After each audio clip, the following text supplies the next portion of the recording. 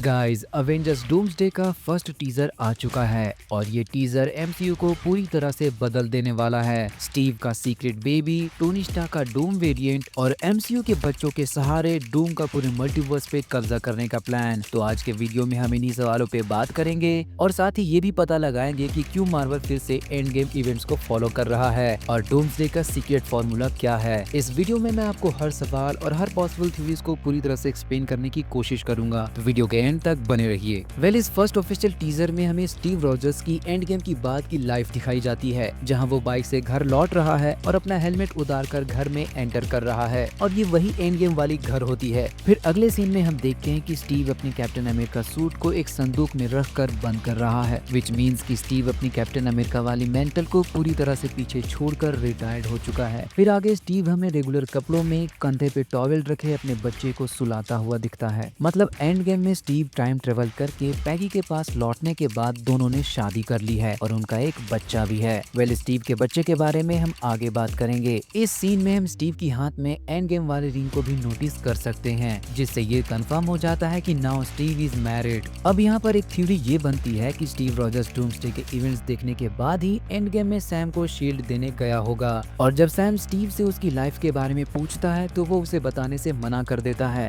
Simple word में कहूँ तो स्टीव ने जो मल्टीवर्स में भसड़ मचाई थी वो एक्चुअली सैम से छिपा रहा था। स्टीव का पैगी के साथ पास्ट में रुक जाने से एक नई टाइमलाइन क्रिएट हो गई और जो लाइफ स्टीव अभी पैगी के साथ जी रहा है वो एक्चुअली में एक अनदर रियलिटी है। दैट मीन्स कि स्टीव अपने टाइमलाइन में अभी भी बर्फ में जमा है और बेसिकली वो उस टाइमलाइन में जी रहा है जहाँ कैप्टन अमेरिका ऑलरेडी मर चुका है। मतलब उस टाइमलाइन में सिर्फ स्टीव रॉजर्स एग्जिस्ट करता है, ना कि कैप्टन अमेरिका। इसीलिए इस टीजर के एंड में क्लियरली मेंशन किया गया है कि डूम्सडे के लिए स्टीव रॉजर्स लौटेगा। लेकिन स्टीव के ऐसा करने से और भी चीजें बिगड़ जाती है, जैसे कि बकी को अभी भी हाइड्रा कंट्रोल कर रही है और उसकी टाइमलाइन में थैनोस का स्नैप कभी हुआ ही नहीं है। तो हो सकता है कि स्टीव बकी को हाइड्रा से आजाद कराकर और टोनी स्टार्क के पिता हावर्ड स्टार्क को बचाकर सब कुछ फिक्स करने के बाद ही रिटायर्ड हुआ हो, इसलिए अब वो अपना सूट बंद करके रख रहा है। अब बात करते हैं टीजर में दिखे स्टीव के बच्चे की। तो स्टीव का ऐसा स्माइलिंग रिएक्शन कंफर्म करता है कि वो उस बच्चे का बायोलॉजिकल फादर है और ये बच्चा कोई नॉर्मल बेबी नहीं हो सकता, बल्कि वो बिलोंग करता है दो अलग अलग रियलिटी से।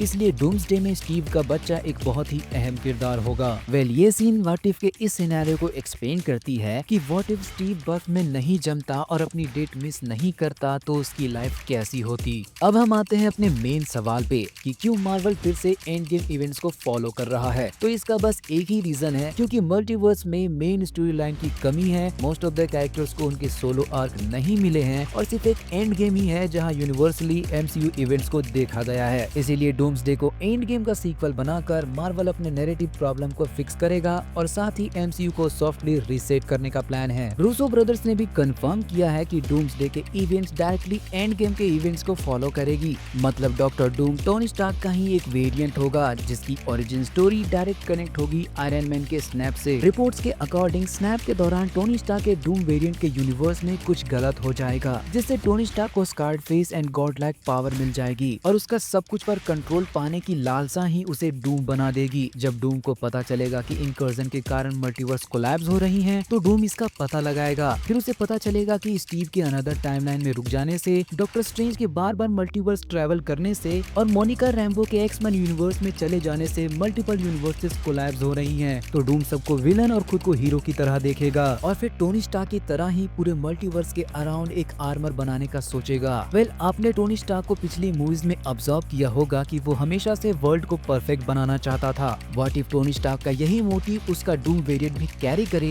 बिकॉज डूम भी एक परफेक्ट वर्ल्ड बनाना चाहता है। देन डूम अपने मास्टर प्लान के साथ आएगा और एमसीयू के बच्चों को किडनैप करेगा।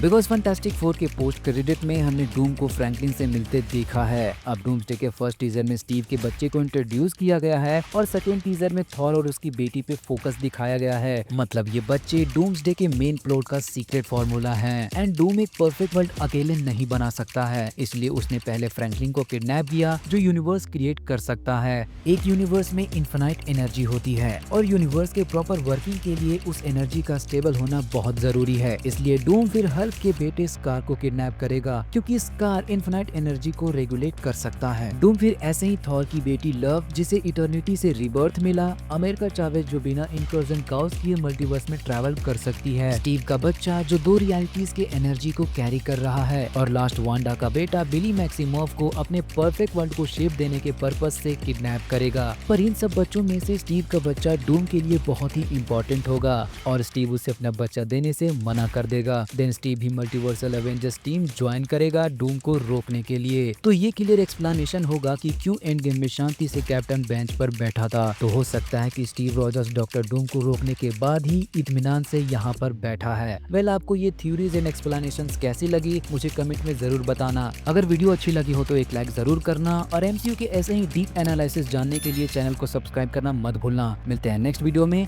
जय हिंद, जय मार्वल।